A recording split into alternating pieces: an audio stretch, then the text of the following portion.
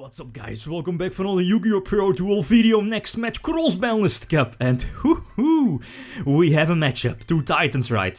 The first deck list you see here is Dark Dracopals. It's a variation of the pure, Draco Slayer Master Pendulum Shenanigans deck featuring MONKEYBOARD and the other Performapals, right? But again, the Dark Dracopal version with the Armageddonites in the main deck, quote-unquote searching, like sending possibly Shadow Dragon or Sephiroth from your deck to the graveyard, get more Exceed plays, right? Possibly fusion plays with, like one of the most busted cards here in the deck, Clash of Draco Rivals, or Draco Face Off, I believe, the TCG name is.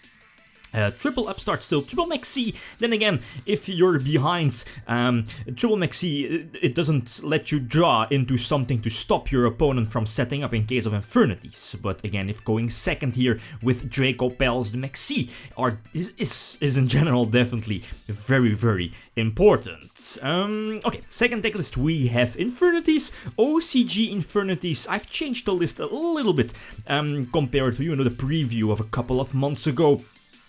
So no Gold Sark in the main deck, but again OCG version with the card destruction in the main deck, and of course I believe MVP Trishula, triple Trishula, as what the OCG had when Infernities first came out. I believe by the time we actually got Trishula here with us in the TCG, it already got limited to one, so here in the TCG we weren't able to play Infernities at quote-unquote full force, and with that I mean access to triple Trishula. No Infernity Barrier, since again Barrier at that time was a TCG exclusive, so the OCG didn't have access to that super powerful counter, or at least, Judgment, searchable Solemn Judgment. So which deck has the advantage? It's a bit hard, but if we can compare both decks, it feels that the Dracopal deck is of course much more consistent compared to Infernities, much more threatening with like the 2 cards combos, Pendulum Summon in general, right? It's like activating a Dimension Fusion once per turn compared to Infernities, but again, the match still needs to be played. Well, it has been played, but you'll see the result here. So let's not waste any more time, let's hop into the first duel.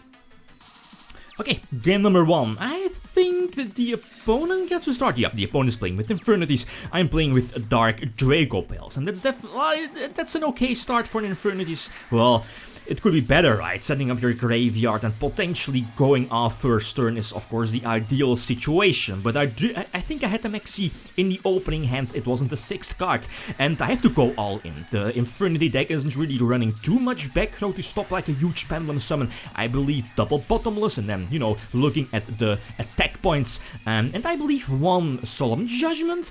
But anyway, having the Fusion, the Dino Stir on my side of the field, protecting the Pendulum monsters was also, at least can be quite crucial if you're having or trying to Pendulum Summon, right? So yep, thanks to Double Ignister was able to get rid of, and the Archfiend Eccentric as well, get rid of his 3 back rows and eventually attack for game. So Pendulum's at full power here. So game number 2 the opponent gets to start, and now his start is much better compared to game number 1. Thanks to Grefford, I believe, and also thanks to Foolish Burial, he's able to set up his graveyard. And he did have Launcher, right? Yep, definitely the Launcher first turn. So again, the Foolish as well. He was able to search out the Tuner, I believe, the level 1 and the level 3 Beetle, I believe, yep. And Necromancer, Archfiend, and I believe he's going for triple Trishula in his first turn. Ripping me from 3 cards, but again, only 1 back row, but no disruption. And I think I have to take my chance, right? Using the Wavering Eyes here.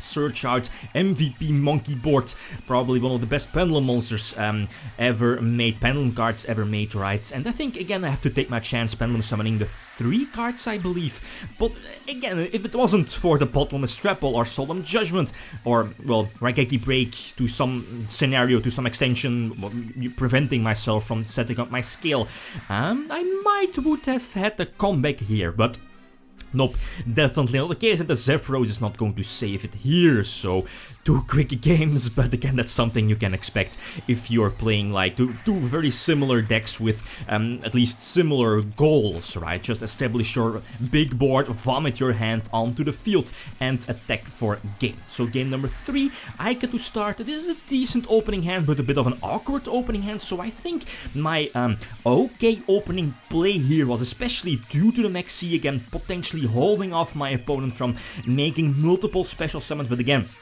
that's something he knows, right?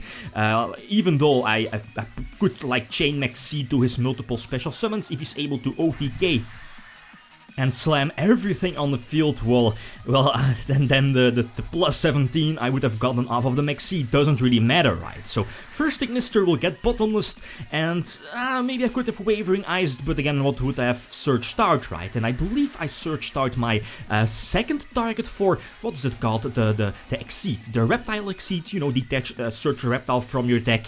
I forgot its name, you know which one, so I wasn't able to search out a high scale here to set up my Pendulum scale.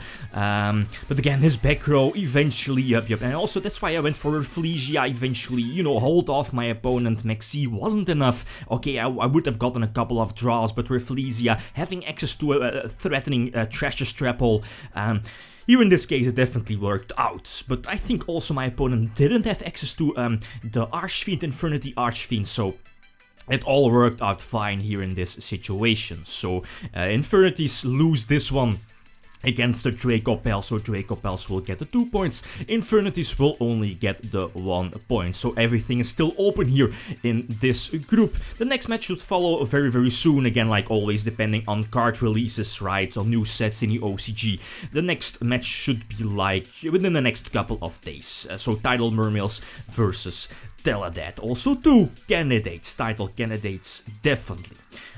Okay, guys, that's it. Like always, thanks for watching and feel free to leave a comment or like if you enjoyed the video. Lithium signing out. Peace.